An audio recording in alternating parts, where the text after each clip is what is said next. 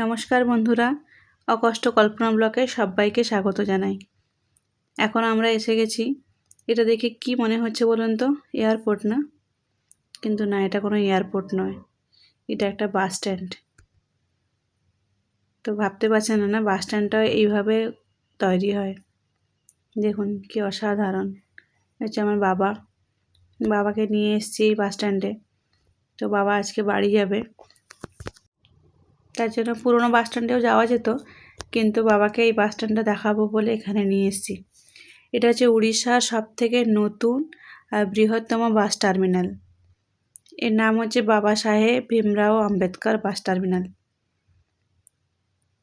এটি আগে বারবুনা bus stand নামে পরিচিত ছিল, কিন্তু এখানে নতুন হওয়ার পরে এটা নতুন বাস স্ট্যান্ডই বলে। আর পুরনো বাস স্ট্যান্ডও আছে। বাস স্ট্যান্ডে দেখুন অসাধারণ, এত সুন্দর কাজ, এখানে পুরো এয়ারপোর্টের মতোই মনে হচ্ছে। এই দেখুন দেওয়ালে এই যে কাজগুলো দেখতে পাচ্ছেন, এগুলো হচ্ছে পুরো পাথরকে কেটে ছোট ছোট করে খুব নকশা করা। এত সুন্দর সূক্ষ্ম কাজ, এটা অসাধারণ। মাঝখানে কিন্তু এগুলো পিতল দিয়ে আছে, আর পুরো পাথরটাকে দেখুন সুন্দর করে নকশা করা হয়েছে পুরো দেওয়ালটা জুড়ে। অসাধারণ দেখতে লাগছে এটা। ভুবনেশ্বরে এই বাস টার্মিনালটা সম্পূর্ণ নতুনভাবে আর নতুন আধুনিক প্রযুক্তিতে এটা তৈরি করা হয়েছে। এটি তৈরি করতে প্রায় 210 কোটি টাকা ব্যয় করা হয়েছে। দেখেছেন কত সুন্দর এটা। আমিও সেই বাস স্ট্যান্ডে এর আগেও এসেছি, বাবাকে দেখাবো বলে বাবাকে নিয়ে এসেছি। এই বাস স্ট্যান্ডেই গাড়ি দাঁড়াবে, এখান থেকেই বাবা উঠবে। তো তাই বললাম, বাবা চলো এই বাস স্ট্যান্ডটা তোমাকে দেখাই একবার। বাবা দেখে ভীষণ খুশি হয়েছে। এই দেখুন এত সুন্দর দেখতে লাগছে। প্রতিদিন প্রায় 3000 যাত্রী এবং 700 থেকে 800টি বাস টার্মিনাল থেকে যাতায়াত করতে পারে। 3000 নয়, 30,000 যাত্রী। এত বড়, এটা পুরো 3 তলা বেসমেন্ট নিয়ে। তো দেখুন এটা অসাধারণ। এই যেটা দেখতে পাচ্ছেন, এটা হচ্ছে বি.আর. আম্বেদকরের একটা ছোট্ট মিউজিয়াম। তো চলুন এই মিউজিয়ামে আপনাদেরকে দেখাই। একে তো বাস স্ট্যান্ড, তার উপরে আবার মিউজিয়াম, ভাবাই যায় না ব্যাপারটা। এখানে অনেক সিকিউরিটিও আছে গার্ড দেওয়ার জন্য। তো চলুন ভেতরটা দেখাই। এই যে বি.আর. আম্বেদকর, পুরো ইলিউশন করা এটা।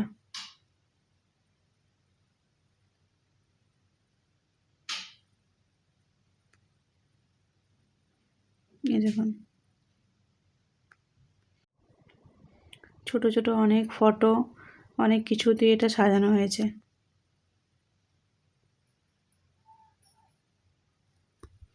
আমরা ভাবতেই পারি না যে একটা বাস স্ট্যান্ডের মধ্যে একটা মিউজিয়াম থাকতে পারে। ছোট্ট হোক, কিন্তু একটা মিউজিয়াম থাকতে পারে। দেখুন কি সুন্দর করে সাজিয়েছে বাস স্ট্যান্ডটাকে। দূর থেকে দেখলে কেউ বলবে না যে এটা একটা বাস স্ট্যান্ড বলে, কেন বাস স্ট্যান্ড 3 তলা হয় এটা ভাবাই যায় না। কিন্তু উড়িষ্যা গভর্নমেন্টটা সুন্দর করে সাজিয়েছে, পুরো একটা আধুনিক প্রযুক্তি দিয়ে, পুরো বিমানবন্দরের মতো।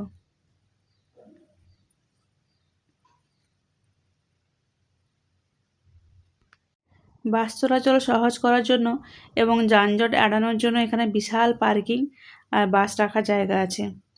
একসঙ্গে প্রায় 44টি বাস এখানে দাঁড়াতে পারে। 100টারও বেশি অটো রিক্সা, 20টির বেশি ট্যাক্সি এবং প্রচুর বাইক আর প্রাইভেট পার্কিংয়ের জন্য আলাদা আলাদা বেসমেন্ট রয়েছে। দেখেছেন কি সুন্দর করে সাজানো এখানে।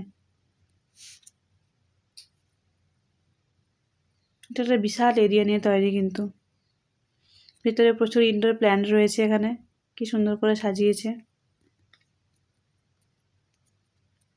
আর যাত্রীদের সুবিধার জন্য এই বাস টার্মিনালটিকে একটি আধুনিক বিমানবন্দরের মতো করে সাজানো হয়েছে।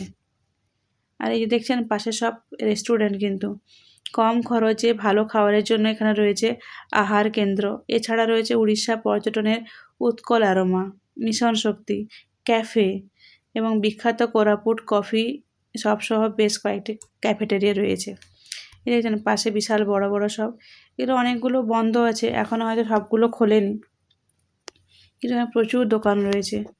এখানে খাবার যদি কেউ না নিয়ে ঢুকে যায় কোনো অসুবিধা নেই, এখানে দোকান আছে যথেষ্ট পরিমাণে, খাবার আপনি আরামসে পেয়ে যাবেন। এই দেখুন দোকানগুলো খুব পরিষ্কার পরিচ্ছন্ন,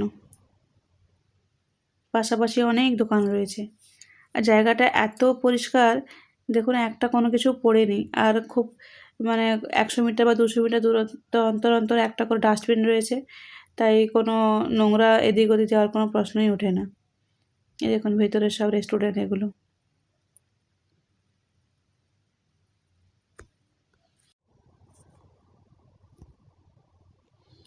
বাবা মাকে দেখতে এসেছিলো এখানে, তো বাবা আজকে বাড়ি চলে যাচ্ছে, তাই বাবাকে ছাড়তে এসেছি। আর এখানে দেখুন বাচ্চাদের খেলার জন্য বেশ সুন্দর একটা পার্কও রয়েছে। ছোটো ছোটো বাচ্চারা থাকলে খুব দুষ্টামি করে, তো তাদের জন্য দেখুন একটা পার্কের ব্যবস্থাও করে দিয়েছে। কি সুন্দর করে সাজিয়েছে এটা। আমি আমার মেয়েকে বললাম যে যা একটু খেলে নে, বলছে আমি কি এখন ছোটো আছি খেলবো? আমি ভেবেছিলাম সত্যিই তো এখন ছোটো নেই খেলার মতো, আর অনেক বড় হয়ে গেছে। এই দেখুন কত বড় হয়ে গেছে, এখন আর খেলবে না সে। এখন নিচের দিকে নামছি, কেন আমরা একদম 3তলাতে ছিলাম, এরপরে 2তলা, তারপরে একদম গ্রাউন্ড ফ্লোর। আর এখানে নামার জন্য কোনো সিঁড়ি নেই, সুন্দর স্লপিংয়ের ব্যবস্থা করা আছে। এই দেখুন যে ওঠা বা নামার জন্য কোনো কিন্তু অসুবিধা হবে না, সিঁড়ি ভাঙার কোনো প্রশ্ন নেই এখানে। যেহেতু এখানে বাস স্ট্যান্ড, তো পাশে এইমস রয়েছে বা অনেক বড় বড় হসপিটাল রয়েছে, বেশিরভাগ এখানে রুগীরাই আসেন, তো তাদের ওঠা নামা যাতে অসুবিধা না হয় তার জন্য এই স্লোপিংয়ের ব্যবস্থা করেছে। খুব অসুস্থ থাকলে যারা হাঁটতে পারবে না তাদের জন্য এখানে হুইল চেয়ারের ব্যবস্থা আছে, তো হুইল চেয়ারকে ওঠা নামা যাতে সুবিধা হয় তার জন্য এরকম স্লোপিং করা আছে, মানে সব দিক মাথায় রেখে এরকম ব্যবস্থা একটা করা হয়েছে। এই দেখুন আমরা এবার চলে এসেছি গ্রাউন্ড ফ্লোরে।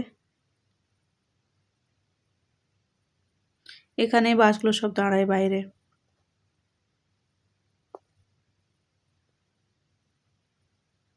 নেমে এসেছি, প্রচুর লোক, প্রচুর যাত্রীরা এখানে ওয়েট করছে। অনেক দূরপাল্লার সব চালকদের জন্য আলাদা আলাদা সব ডরমিটারি আর বিশ্রাম নেওয়ার জন্য ঘর রয়েছে, এসি ওয়েটিং রুম রয়েছে। এই দেখুন এইগুলো দেখুন কি সুন্দর, একটা কচ্ছপগুলো যেন উঠছে মনে হচ্ছে। আর এখানে প্রচুর যাত্রীরা তো ওয়েট করছে, আর কিছু কিছু মানুষ এখানে এসছে যারা ছবি আঁকতে ভালোবাসেন, তারা এখন বসে বসে তাদের সব ছবি আঁকছে। যে যেমনভাবে বসে আছে ঠিক তেমনভাবে তাদেরকে আঁকছে। এই দেখুন যে যেমন সুন্দর করে বসে আছে তেমনভাবেই ছবি আঁকছে। কি সুন্দর আঁকছে এরা বসে বসে। ওই লোকটাকে আঁকছে, আর সে মেয়েটাকে দেখছেন ওই দিকে আছে চেয়ারে। অনেকেই আঁকছে দেখলাম এখানে বসে বসে।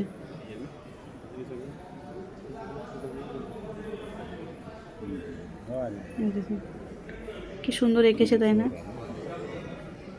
এখানে অনেক জায়গায় দেখলাম তো যেখানে যেখানে একদম মানুষজন ওয়েট করছে অনেকক্ষণ ধরে, তাদেরকে এখন ছবি আঁকছে বসে বসে। ওই যে মেয়েটা বসে আছে তারই ছবি যে এখানে এঁকেছে।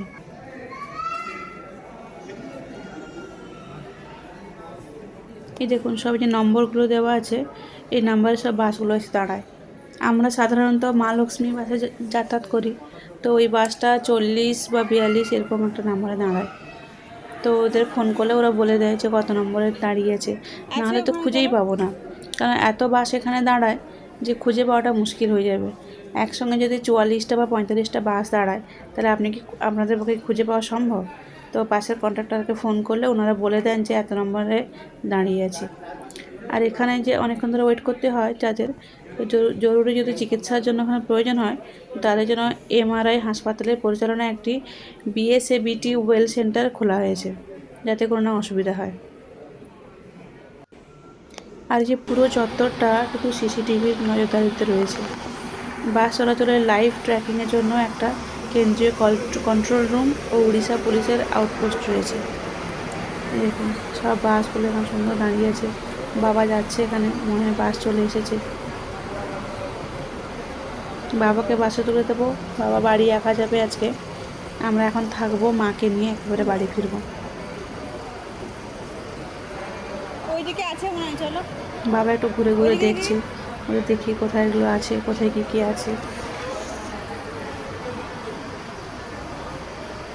পুরোটা সুন্দর লাইট দিয়ে সাজানো। দেখুন কিছু কিছু বাসও চলে এসেছে। এই যে মা লক্ষ্মীর বাস চলে এসেছে। এটা কিন্তু বাইরের দিকটা, ওইখানে যে বাসগুলো দাঁড়িয়ে আছে ওইখান থেকে বাস আবার এদিক দিয়ে ঘুরে যায়। এই দেখুন মা লক্ষ্মীর বাস চলে এসেছে।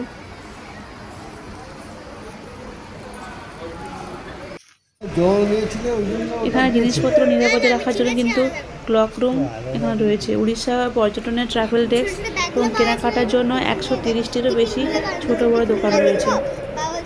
আমার সময় এটা নিয়েছে।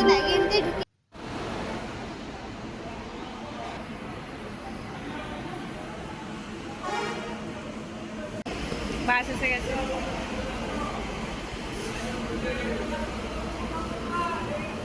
বাবা বাড়ি চলে যাচ্ছে একা একা। আমরা আসার সময় সবাই একসঙ্গে এসেছিলাম, কিন্তু বাবার কাজ আছে বলে বাবা আগে চলে যাচ্ছে। এরপরে মাকে ডাক্তার দেখিয়ে আমরা আবার একসঙ্গে ফিরব।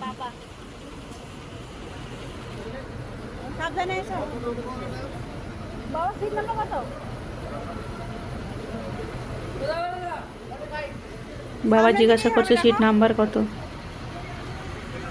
আসলে বাসে আমরা এতবার যাতায়াত করেছি যে বাসের কন্ডাক্টরও আমাদের খুব ভালোভাবে চিনে গেছে। কারণ আমাদের তো প্রত্যেক মাসে, এছাড়া কোনো কোনো সময় প্রত্যেক সপ্তাহে আমাদের আসতে হয় মাকে নিয়ে। তো বাসের ড্রাইভারও খুব ভালোভাবে চিনে গেছে। বাবার বাসটা ছেড়ে দিয়েছে, আমরা এখানে একটু ঘুরে তারপর বাড়ি রুমে চলে যাব। বাড়ি বলছি কারণ এতবার আসি মুখ থেকে বাড়ি বেরিয়ে যাচ্ছে। তো রুমে চলে যাব আবার। আর এখানে উড়িষ্যা যাওয়ার যে বাসগুলো প্রত্যেকের নাম্বার আলাদা আলাদা আছে। বাসের নাম জানলে হবে না, সবার নাম্বার জানতে হবে। সেটা কত নম্বর বাস? 92। সেটা কত নম্বর বাস বলো তো? তাহলে কি করে বুঝবো? 40 দেখুন 40 এটা বাইরের দিকটা। 32।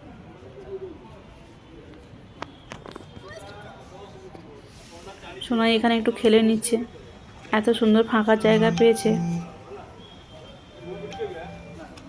বাসগুলোকে জিজ্ঞাসা করছিলাম কোনোটা যাবে নাকি, তো ওরা কেউ বললো যে যাবে না এখন, তাই একটুক্ষণ ওয়েট করতে হচ্ছিল। দেখুন তার ভীষণ মজা, এই ব্যাগটা এখান থেকে কিনেছে। যাই হোক, সবাই ভালো থাকবেন, সুস্থ থাকবেন। ভালো লাগলে চ্যানেলটা লাইক করে দেবেন।